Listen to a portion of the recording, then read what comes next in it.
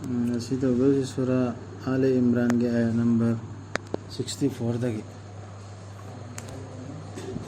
أعوذ بالله من الشيطان الرجيم بسم الله الرحمن الرحيم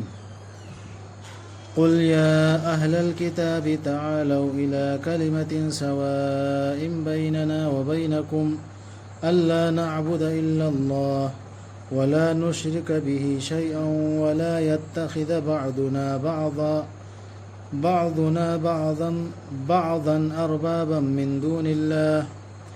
فإن تولوا فقولوا اشهدوا بأننا مسلمون हायु ओ like फंखरबा Singh अहले किताब सिंह दा अहले कुरान ओरो अहले इंजील ओरो अहले तौरात ओरो इख्तिलाफ लाइरिबा ग्रुप सिंह दो हायु लागो अखोय अमसुंग नखोय गी मरक्ता मानन लाइरबा वा अमदा मदुदी करिनो मदुदी अखोयना लाट लोइदबनी कना अमतबु अल्लाह नतना अमसुंग अखोयना थांजिल लोइदबनी अल्लाह दा कना गुंबा लोइनबा अमता सिक्स माने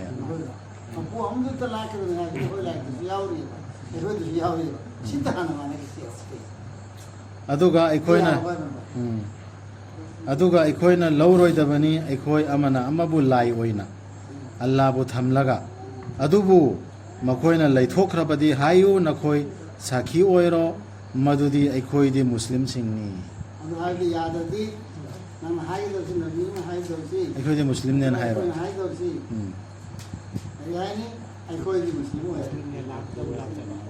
सिक्सिदा आयासिदने यामना सेंगना यावरे खनथब तुपा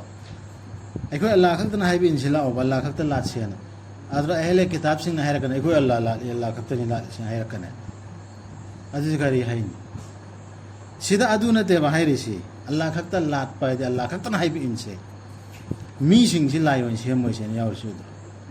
अखोय मरक्ता अखोय मसेनसे लीडर सेमरोइसि लायोन सेमरोइसे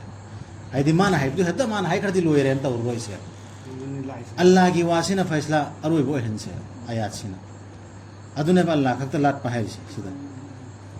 सिदा अखोयना अल्लाह खक्ता लाटसि लाव हायरोने अखोय अल्लाह लाले लोयना हायरकने दुनिया मा सापुमबन नंगना लात्रिसे अखोयदि लाटलिने हायरकने अदुदि अखोय मरक्ता ऑर्डर काउथनबा फतवा पिनबा मीसे लेहलरोइसि मखोयगी वादु अल्लाह की वाग कंगरदि थादुअसि अल्लाह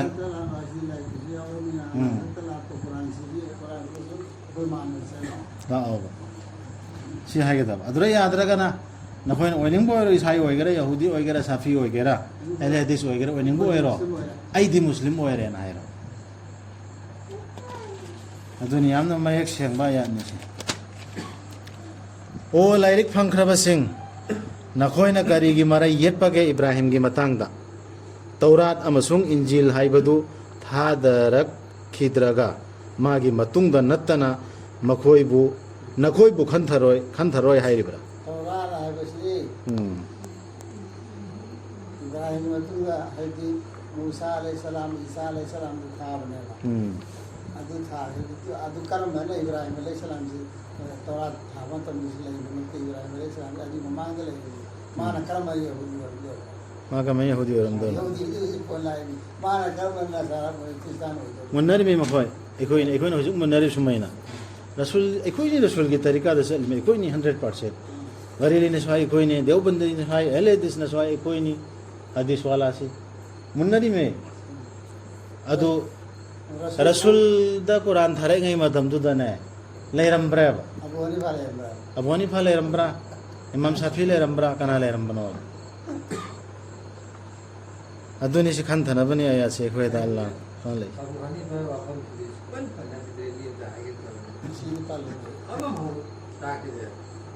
तार अराय अल्लाह हुकुम दि लौसिंग ला इमी ज्ञान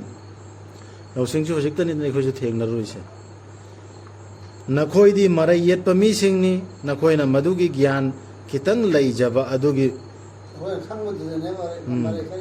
नखोयना ज्ञान खरे हेक लैजबा थेंगनरुपदो अदुरने बे नखोयना मराय येलिसि अदुबु नखोयना करिगी मराय येली नखोयदा मदुगी ज्ञान लैतबा वफमदा ज्ञान लैतबा वफमदा करिगिनो अल्लाह सु हायरक्तबा यार अमबौदा अदुई मथांगदा करिगिनो नखोयना मीसिंगसि वांगना थांगतना माना इमाम अचौबनी माना सेकेंडनी माना बुजुर्ग वाली नी माना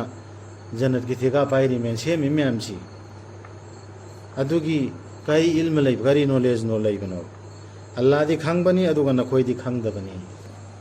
hari bono si Allah ai na khang ai na si na khang ban de na Ibrahim दु यहूदी सुनते नसरानी सुनते तौगी मसुंग मादी अचुंबा पामजबनी मुस्लिम नि अल्लाह की अपामबदा मकोक नोंजबनी नत्ते मादी मुशरिक सिंगी मनुंगदगी याम किनिंगाई ओइबा आयातनी ho mo ga taw ra sa se ko ga se ga taw ra rai se mo taw ra दुनिया की सिर लईखरिब फिरका ममिंग थोला लईखरिब सिंग छि लोय न रत तौरे सिगे आयासिन इब्राहिम अलैहिस्सलाम की धर्म दा मिलत इब्राहिम तन होय चल में आए बोलती इब्राहिम जी मुस्लिम दिन होय से कदर से करता सीने बा लेकिन नसरानी ना हम नसरानी खत जन से के दो में हाल नसरानी है कि इब्राहिम तो मिले मते इब्राहिम मतलब तो चल बोल दी कम इको रसूल सो करगो मजहब हम तसत खि देना इको रसूल की तुम इल्ली में है गदी रसूल ने तुम इल्म मिसी दे कुरान सिने अल्लाह के वही सिन अदो रसूल दी कना गुम मजहब अमा फोगी साहबे करम सु इल्म दे रसूल सु इल्म दे कुरान की तुम इल्म बने अल्लाह अदो इको सु कुरान से के तुम इन गदा नो तरगे दी बेरा से दो अदो नि दलील हम फो नि बुथो कुसुंगम तसेनमक मियोइबगी मनुंगदगी इब्राहिम ग नकनबदा मतिक चाबदी मागी तुंग इनबसिंगदुनी मसिगी नबी सिनी तो एकोय रसूल सी अमसुंग थाजबसिंगदु अदु नखोना ते अरे ना ने इब्राहिम मतु चलगा नमाजी हमले ले एकोय रसूल ने अदरगी ईमान पुरप मी सिंग ने अल्लाह दी ngak sen bi baduni थाजबसिंगी माने वली ओया अल्लाह नि ओवे सिंगी अदु नखोय दि मोमिन ओइद्रमिना अल्लाह दी वली नत्रे अल्लाह ने मरु साव है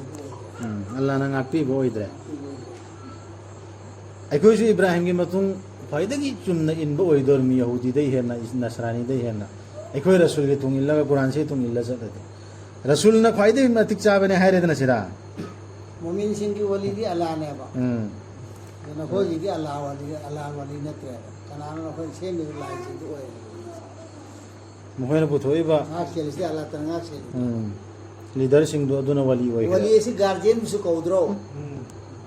अदु मोहना वली ओयन हाय दो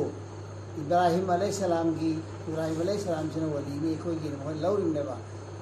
नत्ते हो अदु ओइद्रे अल्लाह की वली ओइद्रे मोहन इब्राहिम के वली इब्राहिम की वली वही तो इब्राहिम सिना वली ओरगा ना सेंबा ओरगा अल्लाह ना सेंबा ओरगा नखोय बु कंदी बाय दु मीबसी बु कंदी बाय दी ना सेंबा हाबसी मुमिन ओरबो मी सिंदु तो वही तो इब्राहिम नखोय इब्राहिम की धर्म तो चल मी है तो इब्राहिम जे तुम मी दु ओरम देबा अरे वली है से मोमिन के वली दे अल्लाह खतन होगे तमी को इब्राहिम नसु ओइ दे रसूल सल्लल्लाहु अलैहि वसल्लम ने अल्लाह खतन ओइगदा सीएम सु ज्ञान ताइ से आछरेगी लाइरिक फंखरब सिंगे मनुंगदगी कांगबु अमना निंगजै नखोयबु लानना लमजिंगे हाइना अदुबु मखोयना कनाबुसु लानना लमजिंग बनत्ते मसाबु नत्तना मखोयना मदु लामबा ngamjadabani अहले किताब सिंगे मनुंगदगी अहले कुरान दैसु यावनी अहले तौरात दैसु अहले इंजील दैसु यावगने लाइरिक औलादगी लाइक सिपाही रिबा पारे बा कांगबुदगी लानना पुथोकना भोना दर्स लाइक फंगदा मीन दि कमेन लान पुथोकनी यो खन थबे आदम लाइक सुपा पात मी दुन कर महीना न मा लान पुथोस लाइक फंग कांगबुना नि ओन थैन पुथो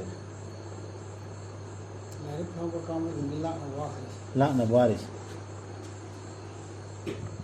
ओ लाइक फंगखरब सिंग कारिगी नखोयना थाजदबगे अल्लाह के आयात सिंगबु नखोयना मखोयगी अचुम्बदुगी साखी ओइरागा चुम्मी चुम्मी सुन होय साखी ओइरिबा अल्लाह के लारिक तो आयात तुगी अदुगा कारिगे नो थाजद्रिसिन थाजदबेदी होंदो होंदो सिजिना रेदना अमल तौदना चतनबी दुनिया की चतनबी में आमा यहूदी की चतनबी सु थुगाई मंदे ईसाई की सु थुगाई मंदे सिगु हाय से अल्लाह के आयत से थारक नाजिल ओइ मतमदना मखोय थमोय थक थक पारा मोय खास करिन खानि से मोयना ꯈꯪꯕ ꯋꯥ ꯑꯃ ꯍꯥꯏꯗꯣꯔꯛꯅꯦꯕ ꯑꯜꯂꯥꯍꯁꯤ ꯅꯪ ꯈꯪꯉꯤꯗꯨꯗꯤ ꯍꯥꯏꯗꯣ ꯑꯟꯇꯨ ꯇꯁꯍꯗꯨ ꯅꯈꯣꯏꯅ ꯅꯁꯥꯅ ꯈꯪꯉꯤ ꯅꯠꯇ꯭ꯔꯥ ꯍꯥꯏꯗꯨ ꯔꯁꯨꯜꯅ ꯍꯥꯏꯕꯅꯦꯕ ꯃꯈꯣꯏꯗ ꯑꯜꯂꯥꯍꯅ ꯍꯥꯏꯔꯛꯏ ꯁꯨꯃꯥꯏꯅ ꯑꯁ ꯀꯔꯤꯅꯣꯅ ꯈꯟꯗꯕ ꯊꯣꯛꯄꯅꯦꯕ ꯑꯗꯨꯐꯥꯎ ꯈꯟꯗꯗ꯭ꯔꯦꯕ ꯑꯟꯇꯨꯝ ꯇꯁꯍꯗꯨ ꯅꯈꯣꯏꯅ ꯈꯪꯉꯤꯗꯨꯅꯦꯕ ꯅꯈꯣꯏꯅ ꯁꯥꯈꯤ ꯄꯤꯔꯤꯗꯨꯅ ꯁꯤ ꯋꯥꯁꯤ ꯆꯨꯝꯃꯦ ꯍꯥꯏꯕꯁꯤ ꯑꯗꯨ ꯀꯔꯤꯒꯤꯅꯣ ꯅꯪ ꯏꯟꯀꯥꯔ ꯇꯧ ꯑꯜꯂꯥꯍꯅ ꯍꯥꯏꯔꯛꯄ ꯍꯥꯏꯁꯤ ꯊꯥꯔꯒ ꯑꯜꯂꯥꯍꯅ ꯅꯕꯤꯅ ꯍꯥꯏꯕ ꯃꯇꯝꯗꯗꯤ ꯃꯣꯏ ꯍꯥꯏꯁꯤ ꯀꯔꯤꯅꯣ ꯑꯩꯈꯣꯏ ꯄꯨꯛꯅꯤꯡꯒꯤ ꯋꯥꯁꯤ ꯍꯥꯏꯔ ꯃꯥꯅꯦ ꯍꯥꯏꯔꯒ ꯑꯜꯂꯥꯍꯅ ꯍꯥꯏꯕ ꯋꯥ ꯑꯣꯏꯔꯅꯦꯕꯁꯦ ꯈꯪꯗꯕ ꯃꯤꯗꯤ ꯂꯣꯏꯅ ꯈꯪꯒꯗꯕ ꯂꯥꯏꯔꯤꯛ ꯐꯪꯕ ꯀꯥꯡꯕꯨꯗꯨꯗꯅꯤ ꯍꯥꯏꯔꯤꯁꯤ ꯒ꯭ꯌꯥꯟ ꯇꯥꯅꯕꯒꯤ ꯑꯣ ꯂꯥꯏꯔꯤꯛ ꯐꯪꯈ꯭ꯔꯕꯁꯤꯡ ꯀꯔꯤꯒꯤ ꯅꯈꯣꯏꯅ ꯂꯣꯠꯁꯤꯟꯕꯒꯦ ꯑꯆꯨꯝꯕꯕꯨ ꯑꯔꯥꯟꯕꯗ ꯑꯃꯁꯨꯡ ꯀꯔꯤꯒꯤ ꯅꯈꯣꯏꯅ ꯂꯣꯠꯁꯤꯟꯕꯒꯦ ꯑꯆꯨꯝꯕꯗꯨ ꯅꯈꯣꯏꯅ ꯈꯪꯅ ꯈꯪꯅ ꯀꯨꯔꯥꯟꯒꯤ ꯑꯥꯌꯥꯠꯁꯤ ꯇꯧꯔꯥꯠꯀꯤ ꯑꯥꯌꯥꯠꯇꯨ ꯌꯍꯨꯗꯤꯅꯁꯨ ꯈꯪꯉꯦ ꯏꯁꯥ ꯃꯈꯣꯏꯅꯁꯨ ꯈꯪꯉꯦ ꯑꯆꯨꯝꯕꯅꯦ ꯃꯈꯣꯏꯒꯤ ꯑꯥꯂꯤꯝꯁꯤꯡꯗꯨꯅ ꯑꯈꯪꯕꯁꯤꯡꯗꯨꯅ ꯑꯩꯈꯣꯏꯁꯤꯁꯨ ꯍꯥꯏꯔꯤꯕ ꯋꯥꯗꯨ ꯀꯨꯔꯥꯟꯒ ꯃꯥꯟꯅꯩ ꯍꯥꯏꯕꯁꯨ ꯈꯪꯉꯦ ꯑꯥꯂꯤꯝ ꯃꯈꯣꯏꯅꯁꯨ ꯈꯪꯉꯦ ꯑꯩꯈꯣꯏ ꯀꯨꯔꯥꯟꯁꯤꯁꯨ ꯑꯗꯨ ꯈꯪꯅ ꯈꯪꯅ ꯂꯣꯠꯁꯤꯜꯂꯤꯅꯤ ꯑꯩ ꯁꯤꯗꯤ ꯄꯨꯊꯣꯛꯎꯕ ꯌꯥꯝꯇꯦꯅ ꯁꯤ ꯄꯨꯊꯣꯛꯑꯗꯤ ꯐꯤꯇꯅꯥ ꯐꯁꯥꯗ ꯊꯣꯛꯑꯅꯤ ꯀꯨꯔꯥꯟꯁꯤ ꯄꯥꯔꯒ ꯈꯨꯠꯕꯥꯗ ꯀꯩꯗ ꯍꯥꯏꯕ ꯀꯥꯟꯗ ꯏꯁ ꯐꯁꯥꯗ ꯑꯣꯏꯔꯅꯤ ꯍꯥꯏꯔꯤꯅꯤ ꯃꯧꯔꯕꯤ ꯃꯈꯣꯏꯅ ꯃꯧꯔꯕꯤꯅ ꯂꯩꯔꯤꯕ ꯀꯥꯡꯕꯨꯗꯨ ꯅꯠꯇ꯭ꯔꯒꯅ ꯑꯩꯈꯣꯏ ꯂꯣꯟꯅ ꯈꯪꯅꯕ ꯈꯨꯠꯕꯥ ꯄꯤꯔꯨꯔꯣꯅꯦ ꯏꯃꯩꯃ ꯐꯤꯇꯅꯥ ꯑꯣꯏꯔꯅꯤ ꯍꯥꯏꯔꯤ ꯐꯪꯕꯩꯅꯦ ꯏꯇꯦꯂꯣꯟꯒꯤ ꯈꯨꯠꯕꯥꯗꯨ ꯀꯔꯤ ꯑꯥꯔꯕꯤꯒꯤ ꯈꯨꯠꯕꯥꯗꯨ ꯈꯨꯠꯕꯥꯒꯤ ꯂꯥꯏꯔꯤꯛꯇꯨ ꯑꯗꯨ ꯇꯔꯖꯃꯥꯅ ꯑꯗꯨ ꯇꯧꯕ ꯀꯥꯟꯗ ꯂꯣꯏꯔꯀꯥꯟꯗ ꯈꯪꯗꯤꯡꯉꯛꯇꯤ ꯅꯉꯣꯟꯗ ꯑꯁ ꯐꯤꯇꯅꯥ ꯑꯣꯏꯔꯅꯤ ꯇꯧꯕ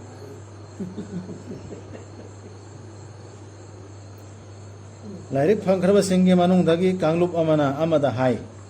ꯊꯥꯖꯧ ꯊꯥꯖꯕꯁꯤꯡꯗ ꯊꯥꯗꯔꯛꯂꯤꯕꯗꯨ ꯅꯨꯡꯊꯤꯜ ꯍꯧꯔꯛꯄꯗ ꯅꯨꯡꯊꯤꯟꯗꯕꯨꯗꯤ ꯍꯣꯏ ꯍꯣꯏꯅ ꯑꯗꯨꯝ ꯂꯩꯅꯔꯨꯔꯣ ꯍꯥꯏꯕꯗꯨ ꯑꯗꯨꯒ ꯊꯥꯖꯔꯨꯅꯨ ꯃꯗꯨ ꯂꯣꯏꯁꯤꯜꯂꯛꯄꯗ ꯑꯗꯨ ꯑꯣꯏꯔꯕꯗꯤ ꯃꯈꯣꯏ ꯍꯜꯂꯛꯄ ꯌꯥꯏ ꯃꯈꯣꯏꯒꯤ ꯙꯔꯃ ꯊꯥꯗꯣꯛꯇꯨꯅ ꯀꯔꯤꯅꯣ ꯍꯥꯏꯁꯤ ꯑꯥꯔꯊ ꯑꯍꯂꯦ ꯀꯤꯇꯥꯕꯁꯤꯡꯒꯤ ꯃꯅꯨꯡꯗꯒꯤ ꯑꯃꯥꯡꯅ ꯃꯣꯃꯤꯟꯅ ꯑꯩꯈꯣꯏ ꯃꯨꯔꯤ ꯑꯣꯏꯔꯦꯅ ꯍꯦꯛ ꯂꯩꯌꯨ ꯑꯗꯨꯒ ꯉꯥꯏꯍꯥꯛ ꯂꯩꯔꯒ ꯑꯃꯨꯛ ꯑꯣꯟꯊꯣꯛꯎ ꯑꯩꯈꯣꯏ ꯃꯃꯥꯡꯗ ꯑꯗꯨꯝ ꯁꯥꯟꯅꯕ तारु चौबा तारु चौबा वही बयान लेक्चर कुरान दो रसूल का तौनरी तो तारु चौ मम्मी सारगा मम्मी सारा तारु चौ ngakang leragana amaka ay yaning di na haydan chongthoro चौथोर सुमाई सानो adu main tawrodi makoi si lan mane na te si chongthoro मकोई से थोक कने ईमान वाला से थोक ni mo na tai di dak any condition तो थोक ना बसिल मिदना शैतान ना कना अमतगी वा थाजरुनु नखोई धर्म चटपा मागी वा नत्तना Sissu हाइरिबा anabi ma jatta sala bide phara na te habi chitam ni khai wa lo ma इमाम अबू हनीफा की लाको मसाइल दो अदु लो अतोप यालो रनु इमाम शाफी की सत्रको मसाइल दो अदु पाइरो अतोप वा यालो नो ngaurane मनत नंग गुमरा ओइरने हायु तसेना मक लमजिंग हाइबदुदी अल्लाह की लमजिंग दुनी नखोइना पाखतप्रा अल्लाह ना कनागुम्बा अमदा ज्ञान पीखिगनी हाइना नखोइदा मीने कांगिने पाखली ब्रा नखोइदा पीखिबा अदुगुम्बा नत्रगा मखोइना मधुदगी नखोइदा मरै येलकनी हाइना नखोइगी रबकी ममांगदा या मिसाल हाइना दुनिया सी मोय मिसन हाइना दुनी हायु तसेंगनमक थौजाल हाइबदुदी खांगे से अल्लाह म क्या पंगरबे मोवा आई कोई खांगे से कोई खांगे अल्लाह सु खांगिनी हाइबदु तोकरा hay अल्लाह मगा अमा मोय अलग त तोकनी खांग खांग या के नत्रा हाइना अदु हाइदो उनु मांगो थोनो हायु तसेंगनमक थौजाल हाइबदुदी अल्लाह की मखुत्ता लैबनी